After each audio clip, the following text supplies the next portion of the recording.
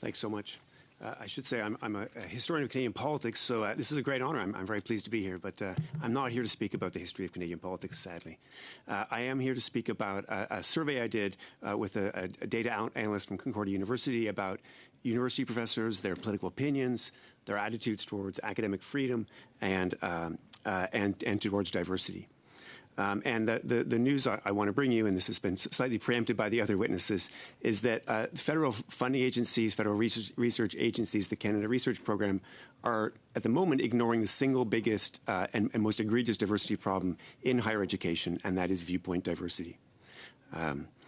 This may seem like a partisan statement, and I would understand if you thought it was so, but it's just simply an accurate description of reality. The survey showed that, in our survey, Eric Hoffman found slightly different things. 76% of professors we surveyed voted for either the Liberal Party or the NDP. Only 7.6% voted for Conservatives. We asked them, maybe party identification is not the only thing you want to think about. We asked them how they would identify politically on the left or right spectrum, and 88% identified as left-leaning. So this is, of course, pretty significantly different than the rest of the population, and of a category of a magnitude which is really unlike any other kind of diversity concerns that higher education is currently concerned about. Now, it might be tempting to dismiss this as a concern only for Conservatives. Again, I would understand if some would think that would be the case. And certainly there are consequences for Conservatives. They reported in our survey high rates of self-censorship, finding the workplace to be a hostile workplace, and a whole host of problems. I should say we also found that centrist, sometimes even left-leaning scholars, particularly feminist scholars who thought about the importance of biological sex as a really important category, also reported really great concerns about political discrimination. So it's not just a right-left concern, but it is, I want to suggest to you, not a partisan concern. It's a concern that matters towards the purpose of higher education as a truth-seeking and truth-validating research enterprise.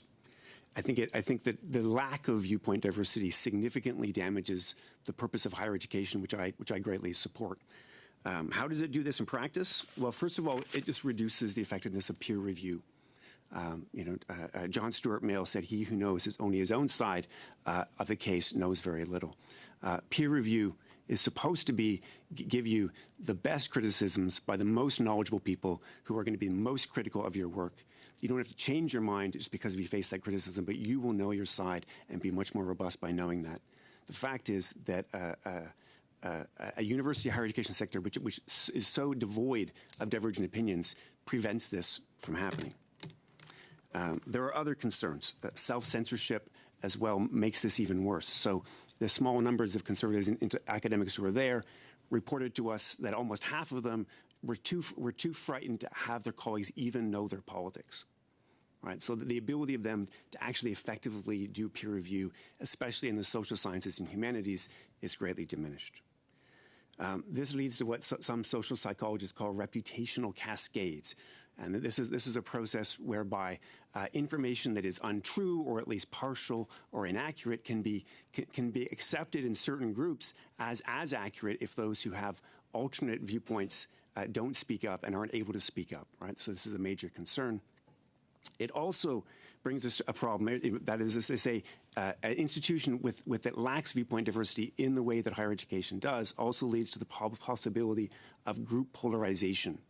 Group polarization is the really well-known phenomena whereby in groups, small or large, where many people actually already think alike, the absence of divergent opinions makes everyone's individual opinion, which may be more moderate, after processes of discussion, assessment, even more radical at the end because they're not faced opinions and corrective discussions. So it's a serious concern. Ironically, the current EDI policies in the Tri-Council agencies and in the Canada Research Program might actually be making it worse. The extent to which diversity statements are required, these act as a kind of political statements. I did hear Professor Kerr talking about the importance of diversity and having different perspectives in the research, and I fundamentally agree with what he was saying. But diversity statements ask for certain kinds of understanding diversity, and certain politicized ways of understanding diversity. It's not about eliminating discrimination. It's about having a very politically partisan idea of what EDI means. And if you don't have those particular kinds of terms in your assessment, then it's very possible that you'll be rated lower and weeded out. So it's either you either have to lie on your assessment or risk not getting funding. What's more, the other problem is that often programs that are meant to attract equity-deserving groups or underrepresented groups come paired not just with a desire to improve those groups, but they come paired. And I'm not sure how much this reaches this level, paired with certain kinds of other qualifications. So things like a position or funding might be advertised for someone who has a commitment to, say, decolonization or anti-racist pedagogy. I've seen these in ads for a whole bunch of things. That's over our time, but you can elaborate in the question period. So we